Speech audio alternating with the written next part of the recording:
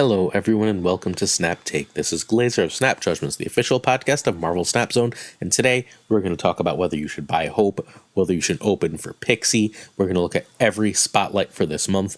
We're also going to do our full regular deck review because there's a deck that's so good that I could not wait to get it to you. And no, it's not the Lambie discard. There is a Lambie discard. It'll be in tomorrow's video.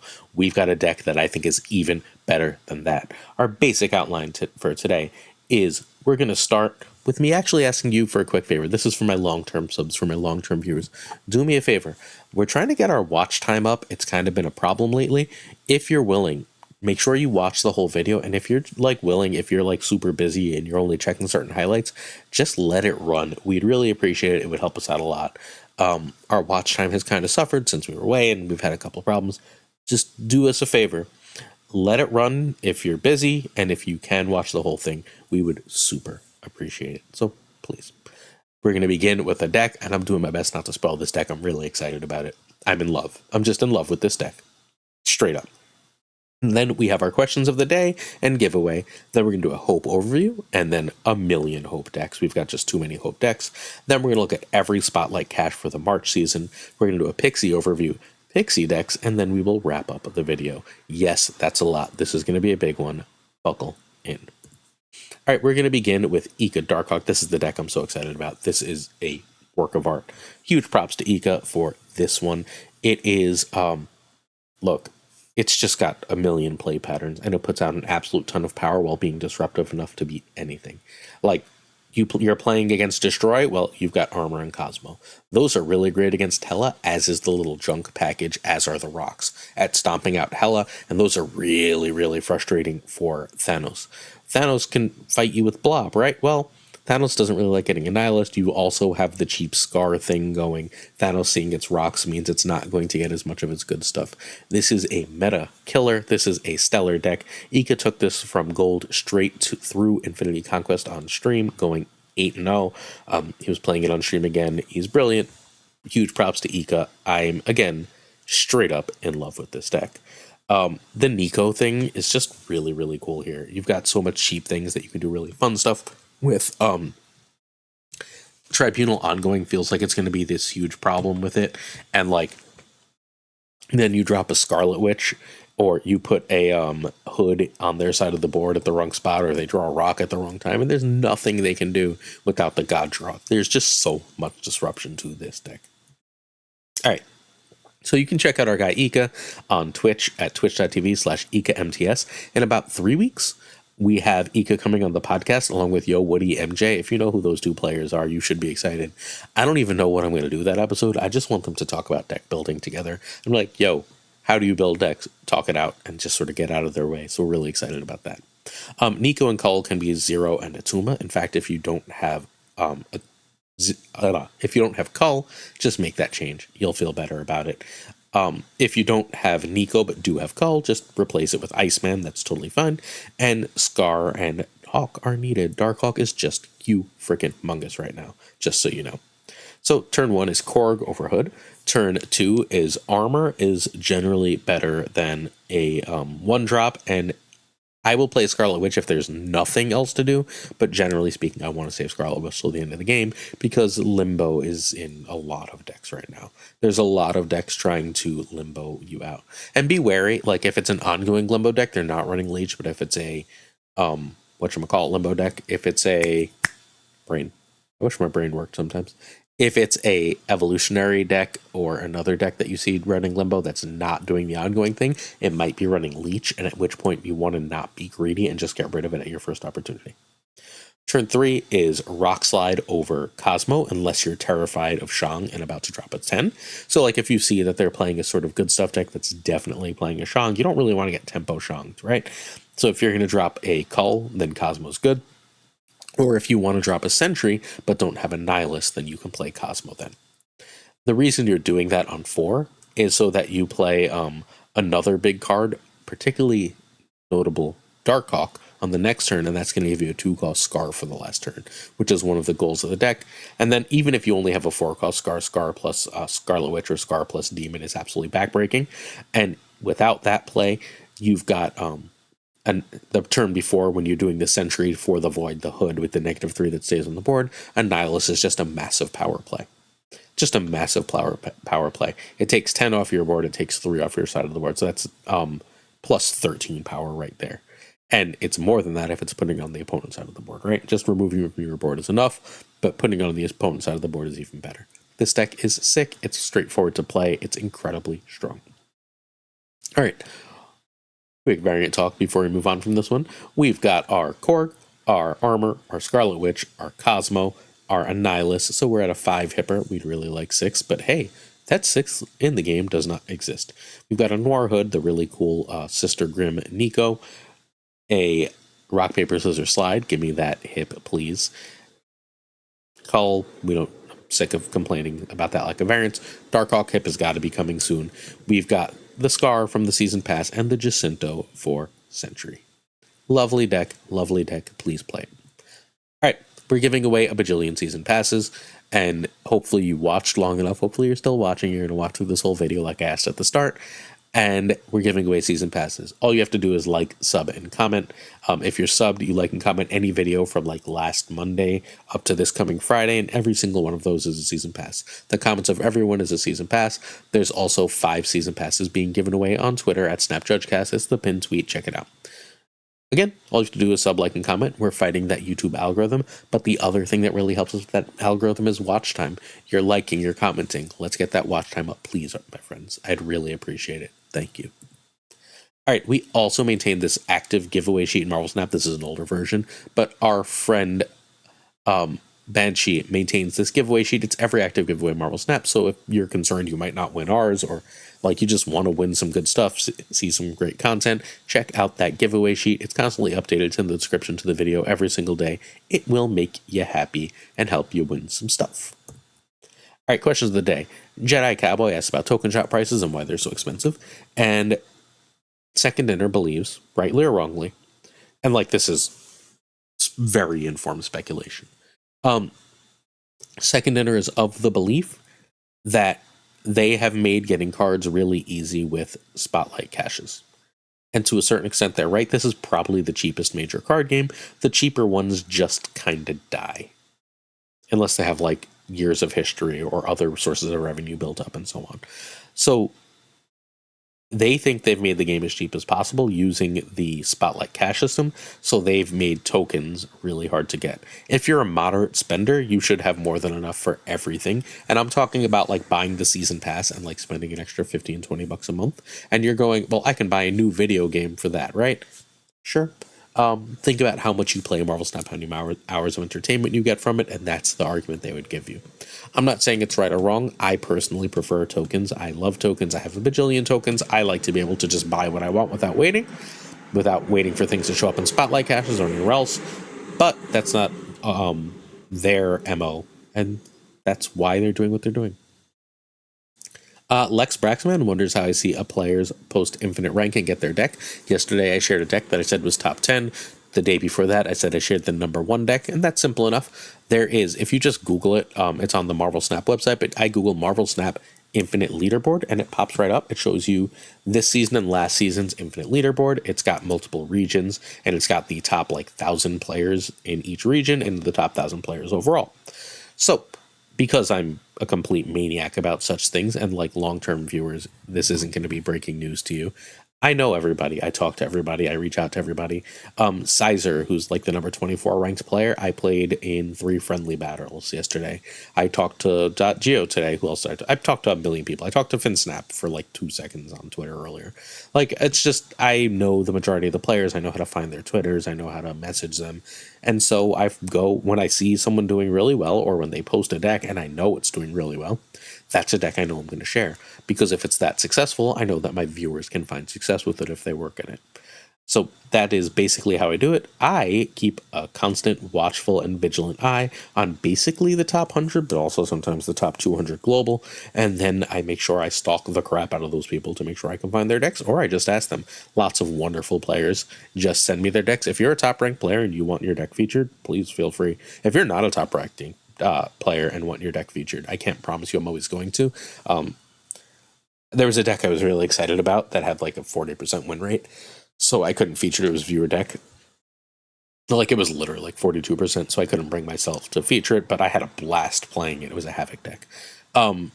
If you have a really cool deck that you think is working, send it to me. And like, unless the stats tell me I can't, I will happily share it. Yeah, that's the basic gist here. SD, Don't Be Evil, asks for an elevator pitch for a lesser known movie for you to see. So, I want to do a video game for this question tomorrow. I did book yesterday. So my pitch for a lesser known movie is The 25th Hour. It's a Spike Lee joint. It is Ed Norton as a criminal in the last night before he goes to jail, and the performances are phenomenal. It's genuinely moving, makes you think about life and ups and downs and mistakes we make and good decisions we make and how we treat each other. It's phenomenal. It's just phenomenal.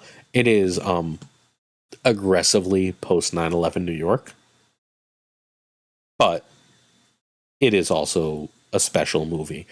There's a teacher subplot that grosses me out and I don't really need, but everything about that movie is basically perfect and I love it. All right, Jinx and a bunch of others asked what movies I went to see. I said I was going to the movies before yesterday's video. We didn't go to the movies. So we were going to have to rush our dinner and we both really wanted ramen. So we went and got ramen at our favorite ramen spot, which just reopened after who the hell knows. They were closed for 6 months, but they just reopened. It's called Ramen Musashi in Scarsdale for anyone in the area. Artsdale, Larchmont, something. It's called Ramen Musashi, I promise. Eastchester, somewhere. I know how to get there, so I don't actually know what town it's in. But it's glorious. It's the best ramen in Westchester. The ingredients aren't amazing, but the broth is just like through the roof good. So that's where we went. We sat, we had ramen, and then we found a little cupcake shop, went and ordered 1 million cupcakes, and then we came home and watched Gilmore Girls and ate cupcakes. So we had a lovely day, but we didn't see a movie. We were going to see Dune 2. We still want to see Dune 2. We have to find time to see Dune 2. The whole I have 3 jobs thing makes going to the movies and such challenging. If you'd like your questions down tomorrow's video, leave it in the comments. Finally, Hope Summers. Series 5 Season Pass. After you play a card here, +1 energy next turn. That is on the body of a 3/4. So I'm going to tell you straight up, I think this is worse than most people. I do every month this big ranking with a bunch of creators. We have over 50 creators, including top ladder people, including people you know really well. Lamby.geo, name them. They're probably there. Binks has participated in the past, but didn't this month. Like a whole ton of people that are like really big in Marvel Snap participate in this. Drewberry does it every month. Bootman, blah, blah, blah. You get the idea. Hope is going to finish either first or second on that list, and she's near the bottom for me. I think she's very good, but she's not going to work in the ramp big stuff out packages that people want her to. What people are largely thinking she's going to do is she's going to work like a replacement for Electro or something like that. And what Electro does ultimately is lets you go 3-5, and then you go 6-6. You can go 3 with Hope, but then you're going 3-4, 6-6. And I don't know. That 3-4 has to be in one spot. This is dangerous, right? There's ways to disrupt this. There's ways that this makes the deck predictable. I think this is a good card, not a great card. But I hope I'm wrong. Because if this is a good card, what it's good in is stuff like Silky Smooth and Bounce. And those are some of my favorite decks in the game. So that's where I land ultimately on Hope Summers, who has 2 variants. One that will be the Season Pass variant. That's the one here on the left. That's Pandart. And the one on the right is Adi Granov. That will be released in the shop, I believe, tomorrow. So if you want to buy that and you buy Hope today, you get that one. I don't love the Adi Granov one. Feels to me not like Hope, but instead like Rachel Summers, the future Phoenix from the 2099 universe. And that's not exactly the card I want for Hope. Those characters don't feel similar despite the art feeling similar, so I'm not for it. I do absolutely love the Season Pass variant, and I don't know how much I need another one. It feels like a Jacinto. And I love Jacinto art. Alright, so Hope Synergy. 0 cost cards are extra energy. If you can go 3 plus Wasp or Yellow Jacket, or somehow a Mjolnir or whatever else that costs 0, then all of a sudden she is letting you do the Electro thing. You can do Kitty Pride. You're going to pay 1 to get 1, so it's not a great deal, but hey, it basically says Kitty Pride is free, and Kitty Pride can be very powerful. Kitty Shuri is a favorite deck of many top players, so So Jeff, Vision, Spider-Man, Nightcrawler are all good with it. I believe Spider-Man works with her, not 1,000%, but pretty sure. You're going to ramp into sixes with her very well.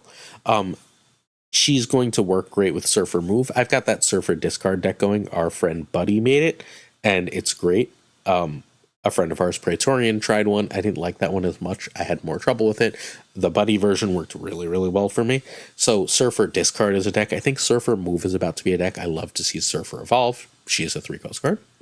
She works in the same basic way as Angela. So if it works for Angela, it works for her, which means she doesn't work with like a beast, for example. Excuse me. General token summons aren't going to trigger her. A Doom bot won't trigger her, but a Doom will.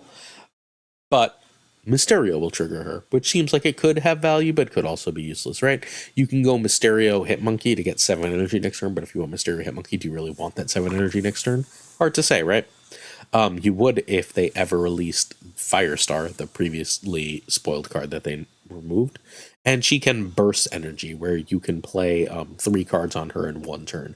You can drop her on 3, then drop 3 ones on her. Nightcrawler, Kitty, and I don't know, who cares, right? Snowguard.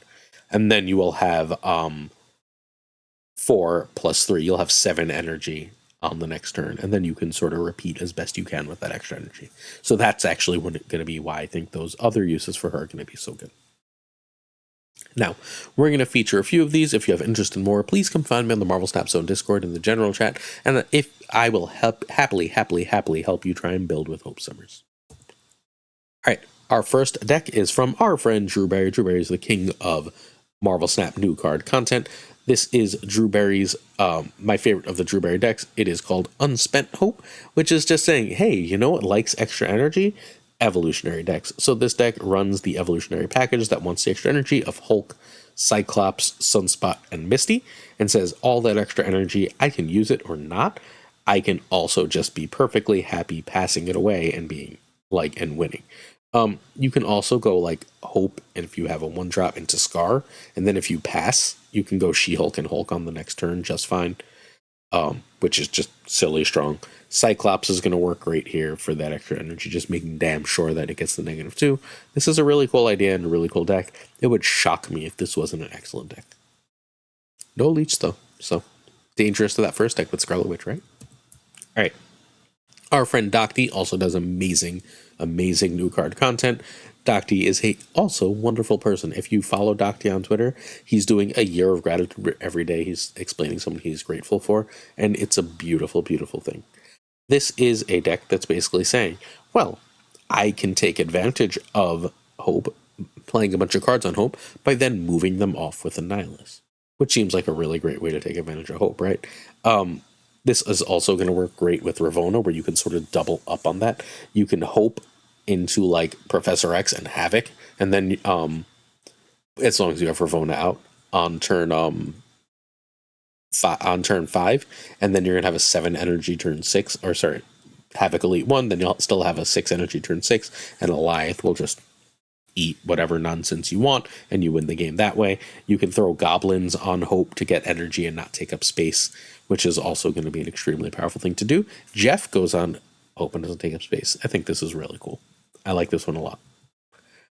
It's Guest Gaming, the wonderfulest Guest Gaming, who you will see commenting on the Snap Judge League soon. He just finished commenting on the Johnson Cup. He's brilliant. He said, hey, I like extra energy when I'm trying to ramp into hella tribunal nonsense, right? Let's do the Invisible Woman Supergiant thing and add Hope as our ramp card. We never wanted Electro because sometimes we had to try and play extra cards, right? And that would get in the way when we needed Invisible Woman and Magic. Well, I'd like to Invisible Woman and Magic on the same turn and get 2 extra energy as a bonus. Can I do that? Yes, I can. That seems amazing. And that's a very good way to win games of Marvel Snap, and this should work really well. We have Gnome Bounce. Gnome has been competing at really high levels. I believe he had broke into the top 100. You can find him at Gnome Plays with a bounce deck, a standard bounce deck with this bounce deck with 1 different card. I removed a card, I don't even remember what, I'm not even going to pretend I do, for Hope Summers. Basically, you're trying to get to the end of the game and do the Hitmonkey Mysterio go off thing, right? You play a nice, simple early game, and then you go off with Hitmonkey Mysterio at the end. Well, every bit of extra energy in this deck is great. So if you can spend turn 5 dropping an extra 1 or 2 to power up Hope, you get that extra 1 or 2 in energy back, especially if you're using Falcon and then you get those ones back. You get the energy to play them. You fundamentally pulled that, made them cost 0. You know, what last month's Season Pass card did, except better because you're getting the effect and bounce. Cool. Also, Collector, really, really great here because you have all the bounce. This deck is excellent. Gnome is really, really good. Next up, we have Benjamin Roller Surfer. Benjamin Roller is the king of Surfer move. It's like his favorite deck. He swears it's not, but like he plays it every time I turn around. Ben is playing the Surfer move. This is a Surfer move deck. Move decks love Hope because you can play in on reveal, let's say, I don't know, a Surfer on turn 5 on Hope, get the energy, and then Grandmaster that off, right? Or you can brood. I guess you can't brood on Hope. Forget that one. You can Spider-Man on Hope, get the energy, and that moves off. You can Polaris to move something onto Hope, Spider-Man to move it off Hope. You can Silk, and then when you play a second card, Silk is going to pull it off. Hope works basically as like an extra mini Sarah for this list. On Hope on turn 4, if you trigger Hope, you will now have 6 energy on turn 5. That's 2 3s on turn 5 and 2 3s on turn 6. That seems like it's probably pretty freaking good. There's a lot of ways to work this one and make it create a lot of power. And you know, it's got Grandmaster in it, so who's not happy for some Grandmaster? All right, next up. This is my deck. I think Hope should be in Loki. A fairly traditional Loki list where you're using like the move stuff in order to get a big old Loki going. We've got Kitty, we've got Jeff, we've got Vision as ways to trigger Hope, Angela, and Elsa. If you can go Angela, Elsa, Hope in one lane, I just think that's kind of hilarious. It's not impossible here to go Hope into Angela, Elsa, and just go completely off to end the game. If you can start triggering things there, you go Jeff, and like you say, I have a bajillion power, I have a bajillion energy, stop me. Right? And if your opponent can stop you, great, but odds are they're in a lot of trouble. And, you know, you could always just win by Loki, because Loki's great. Summer move. This is our Silky Smooth version of Hope. This is from our friend Den, the head writer at Marvel Snap Zone. Den has this obviously excellent idea. This is the old Lambie Silky Smooth, but it runs Hope because that deck would be perfectly happy with an extra energy. Particularly on turn 6, having 7 energy for this deck could be huge, whereas you could Vision, Jeff, Elsa, Angela, whatever. You can playing those cards together seems extremely good. Also really good is being able to Kitty and Doom at the end of the game. We have our old school bounce. This is again a Den deck because Den loves Valkyrie and bounce as like an alt win condition just to get rid of big nonsense. That works amazingly here because Valkyrie on Angela is a lane win. Valkyrie on Bishop is a lane win. Valkyrie on Elsa, you guessed it, a lane win. Extra energy here is absolutely stellar. If you can get 2 extra energy on Elsa, you can do all sorts of silly things with Valkyrie to end the game. That gives you 3 energy for Bishop and Valkyrie, or 3 frickin' 1-drops with Valkyrie to end the game. You love to see it. This is probably excellent. Also, just for the record, works pretty damn well with Iron Man in that Valkyrie spot too. Corvus Ramp. This is, again, Den, because Den is killing it with Hope. Just straight up killing it with Hope. Well, I can ramp with Corvus, or I could ramp with Hope Summers just fine. This flavor of Corvus Ramp basically says I can do the I skip 5, She-Hulk, Infinite 6. That Hope could do the exact same play, except safer, right? So if you go Hope, and then on turn 4, you play frickin' Sunspot and Armor, right? Pass turn 5, She-Hulk, Infinite, turn 6, GG's. Enjoy yourself. You've got all the plays on Earth with this deck. It's so good. I think that this is a sleeper for one of the best decks coming up with Hope Summers. All right, Tucker and I made the Shuri Kitty deck. I feel like Hope is good in decks that would like to play a bunch of big cards, and Hope Summers helps you do that. Excuse me, in this case, Hope is really just saying, I've got an extra kitty, and now that kitty can grow huge without messing me up playing my other combinations, and that seems like it's probably pretty freaking good. I was able to kitty and do other things, so I added Hope in place of Forge. Forge is still good in the deck. I think Hope is going to be great in this one. That's our Hope decks for the day. So Hope is strong. Energy is tough to be bad. As Corvus taught us, like if you get extra energy, it's basically in Marvel Snap always going to be good. It's always going to be powerful. Some people are going to play this wrong basically right away. They're going to try and use this to just like be Electro and Sandman decks, and they're going to be sad and pull the numbers down. It does have built-in homes. Silky Smooth and Bounce are definitely built-in homes. Plus, if you buy this card, you get 1,500 extra gold and 4 extra variants and 1 less Series 5 to get later. And since they're releasing more cards in Series 5, you can't get like every card by just buying the Season Pass, but you can still get all but like 6 or 7 in the year by just buying the Season Pass, as opposed to like half of them if you use your gold well, which means at this point basically bundles that are slightly better than Token Tuesday, which sucks, but hey, it's something. So this is a very good card that provides extremely, extremely high value. Go buy it. Before we look at the rest of this month, keep in mind that there are no skip weeks anymore. A card comes out the same week as the Season Pass, which means your wallet has no chance to rest. The patch will be next Tuesday, and any of this could be changed. I straight up assume that they're going to make Elsa great, because Elsa works with Hope, and that will help them sell Hope. I think an Elsa that works on every lane makes Hope significantly better, because then you can go Hope, Angela, Elsa in another lane, and still be playing 2 cards into Hope a turn, which is going to make Hope way better.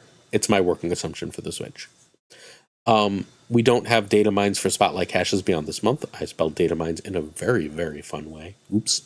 Let's look at the Spotlight cache for the month, and we're going to deep dive on this specific week at the end. If you'd like that ranking for over 50 creators, it should be up not tomorrow, but Thursday on Marvel Snap Zone. It would be tomorrow, but one of my friends who I haven't seen in like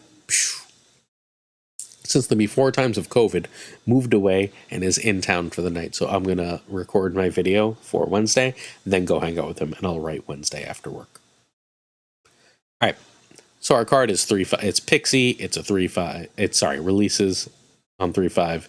It is a Series 5, 6,000 tokens. On reveal, shuffle the cost of all cards in your deck that started there. So if you have 5 1s and 5 6s, they're all going to shuffle up, and some 1s will be 6s, some 1s will still be 1s. Some 6s will still be 6s, but some 6s will also be 1s. Get the idea? Everything gets its cost shuffled in the deck, not in your hand, in your deck. And it's the cards that started there, which means not the stones.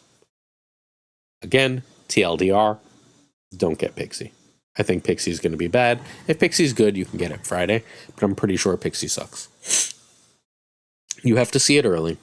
The later you see it, the less draws you have. You have to get lucky that the draws are good. When you play negative, you're pretty sure all the damn draws are going to be good, right? When you play Pixie, you have to get lucky and make sure the draws are good. If a 6 changes with a 5, well, la-di-da, right? It's extremely hard to deck build around. It'll probably eventually be good, but that's going to be hard. It does not work with negative. That's been confirmed. Like, it's going to be really awkward how it works and ugly, and it doesn't benefit the player who plays negative. It works amazingly with Mobius, where you always get the better result with Mobius. But, like, for the next couple of weeks, all your opponents should be playing Mobius too. So, like, if this ever gets good, Mobius immediately shoves it in the face. And, like, you're just going to brick with this too much, I think. So, like, you draw a bunch of your 6s early, and then you play this, and you have a bunch of cheap cards just changing their costs. I'm not with this. All right, our Spotlight variants are Pixie, Spider-Ham, and Mobius. Hey, look, if you want Pixie and you need Mobius, you can do that. Mobius and Spider-Ham are both Series 4 cards, though, so they're easily achieved with tokens, even though they're both excellent cards. Spider-Ham is one of the best cards with one of the most obvious replacements. Basically, anytime you're running Spider-Ham, you could just be running Iceman. Mobius is basically a requirement to have, though, although most people got him back when he first released because he was a meta force at his previous 2/3 ability, 2/3 cost and power. All right, so our cards for the month, and then we're going to go into a deep dive on Pixie. We've got Mockingbird, who is a 5/9, Series 5, 6,000 tokens, costs 1 less for each card you haven't played that didn't start in your deck. This is basically always going to be a 3/9. You've seen how good Gladiator is a 3/8. 3/9 is insane. Drop Squirrel Girl, this costs 3. Drop Debris, this costs 3. Drop Shauna, this costs 2.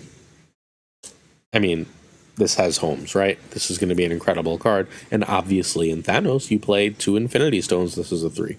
You play 3 Infinity Stones, this is a 2. You can get this down to 0. It is not minimum 1. It's going to be great. This card's going to be great. Even if it takes a little while to figure out the home. It's going to be a little clunkier than it looks, but it's still going to be really good. Its 9 power is both a positive and a negative, by the way. It doesn't work for Scar, but does dodge Shun. Alright, these are Spotlight variants. This is the week you've all been waiting for. If you didn't buy Ms. Marvel, you should have bought Ms. Marvel. Buy the freaking season pass if you're in a part of the world where that's remotely feasible. You get Ms. Marvel here. You also get Mockingbird. Do it. Save your caches for this week. Man-Thing sure does exist. Sure does. It's a card that you're never going to play, although this is a great variant. Next up, we have Cannonball. Cannonball was changed and is now incredible. It is Series 5, 6,000 tokens, 5/8. On reveal, move the highest power enemy card from here away. If you can't, destroy it with a rock. So, in the lane it's in, forget destroying. Pretend it never destroys a card. In the lane you're in, you've got a negative their top power plus 8.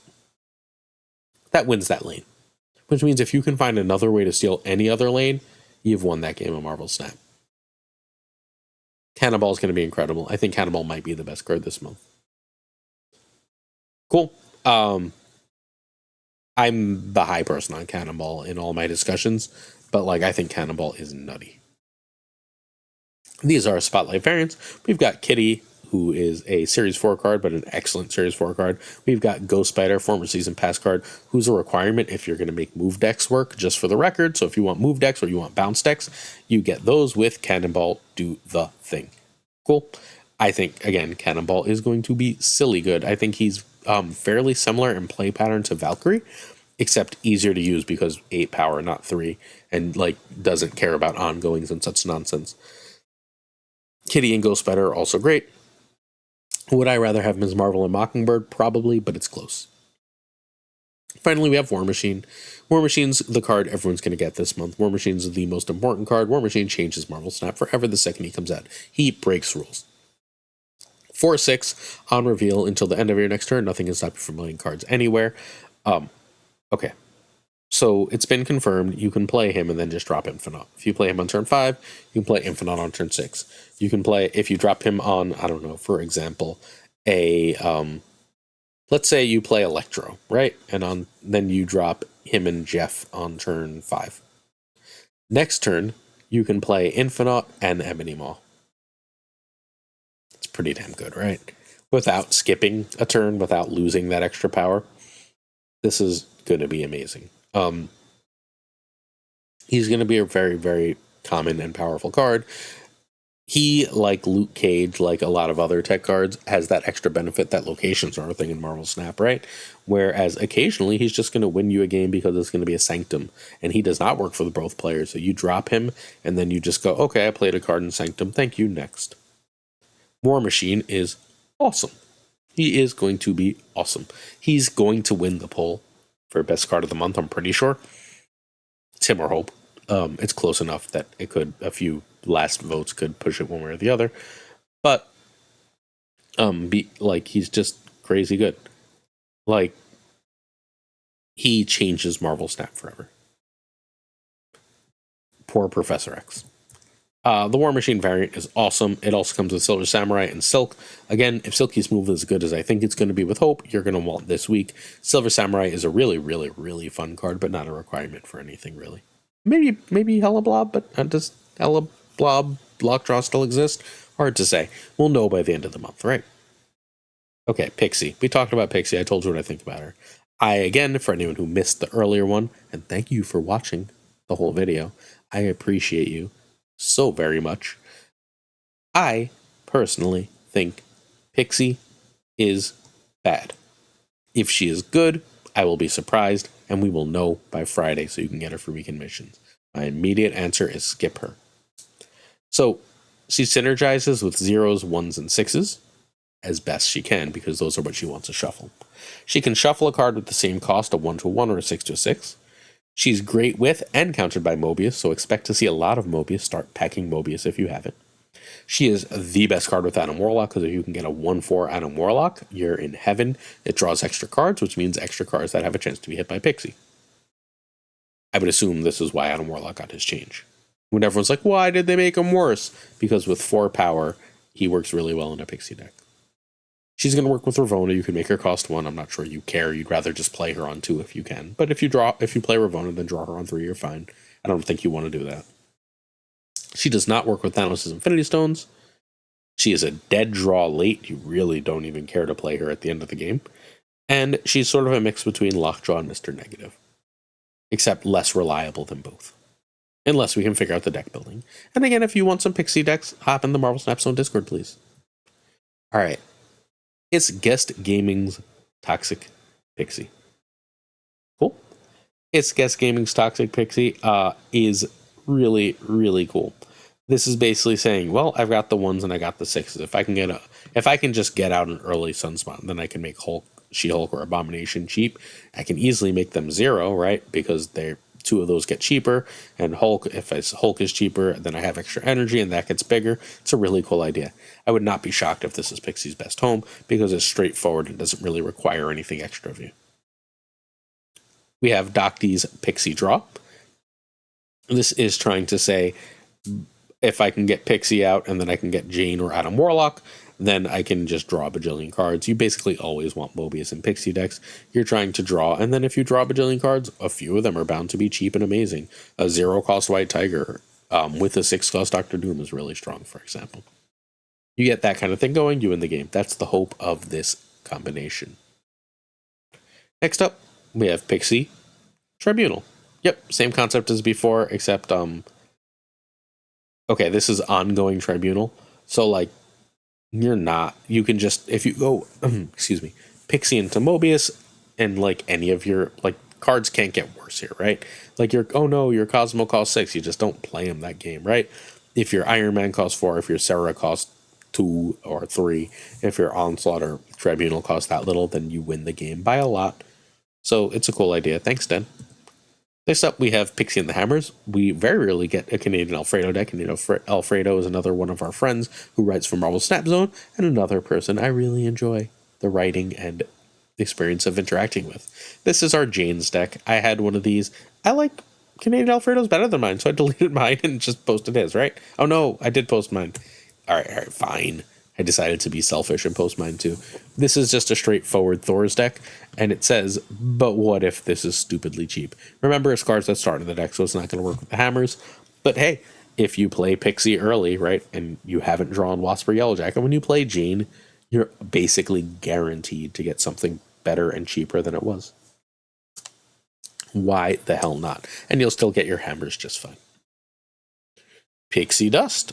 Same concept as before, but greedier. It says, okay, if I'm going to do this, I might as well go to town. It's very easy to get a 0-cost Scar with this, because even if you get Scar to cost 3 or 4, if you get a nice cheap blob or something out the turn before, you're in heaven, right? You can easily get, if you play Pixie, Jane can often cost less and you get an earlier Jane, and then you go to town. This is, again, similar to this deck, but greedier. Pixie Duster, this is another one by me. This is just saying, what if I try and have extra energy so that if I don't get my Pixie stuff going, I can just sort of do a little bit of ramp, I can do a little bit of draw, I can try and compete with sort of a good stuff, Pixie good stuff deck. I don't think this works, but hey, if Howard's ever going to be good, it's probably Pixie, because Pixie loves 1-drops, and then Howard takes a look at the top card of your deck, right? So if she's at all good, she's completely broken. But does she work? I don't think you can do anything really with her but go all in. Like, I don't think this works. It's not all in, and I think she really needs to be. We'll know how good this is very soon. Someone's either going to be like, oh, by the way, I broke it, or it's like not going to be broken. I think this is a wait and see until Friday, unless you need Ms. Marvel. Wait, Ms. Marvel's not the same week as this. Did I do the wrong cards here? I did Ms. Marvel and Man-Thing. Instead of, what comes out with Pixie? Pixies with Spider-Ham and Mobius. I have completely the wrong cards. Alright, I'm going to make this up to you in tomorrow's video, I promise. We're going to call it a night, because it's been an extraordinarily long one. If anyone watched this whole video, know how much I appreciate you. We're going to do Patreon thanks and say goodnight. Anyone who made it this far in the video, do me a favor, comment That man thing did not come out and laugh at me. You can just leave that in the comments. Be silly, that man thing did not come out, and I'm going to put you in a separate giveaway. Since I messed up, anyone who watched the whole video and did me that favor, that is an extra season pass I'm giving away. Yeah, why the hell not? We'll talk about Mobius and Spider-Ham later. Spider-Ham goes in bounce. You saw a bounce deck earlier this video. That's the kind of deck he goes in. Mobius is largely a Loki card, but is also in Thanos decks. If you'd like to see Mobius in a Thanos deck, please check Sunday's video. Cool? Certain tiers of support on Patreon come with honor. Thanks. We got Abigail Giesland, Mandatory Burnout, Cables, DG Wingfield, Direwolf, LAB, Fothar Newman, Good Dog Gamer, Inc., Jay Navarrete, Jaden McDonaldino, Aquila Platino, Kertix Lee, Koi Ray, Doku, Philip Rakovich, Haplo, Kenny Loggins, Rob Silverman, Robert Rivern, The Bizza, Jay Bussy, X-Force V, Skippy G, Tommy Nyquist, Black Dahlia, The Great Kazoo, Models, Louis Antunes, Matt Conduit, Matt H, Mikey Hijinks, No Flex, Ocularis, Pretty Chill, Seamus, Spike Jones, Two Ties, Armad, the Pirate King Tucker, the Homie Min, and the great Gunny T. Hit that sub, hit that like, hit that comment. Remember, help me get my watch time up in videos from now on. It's going to be my new call to action, y'all. Peace.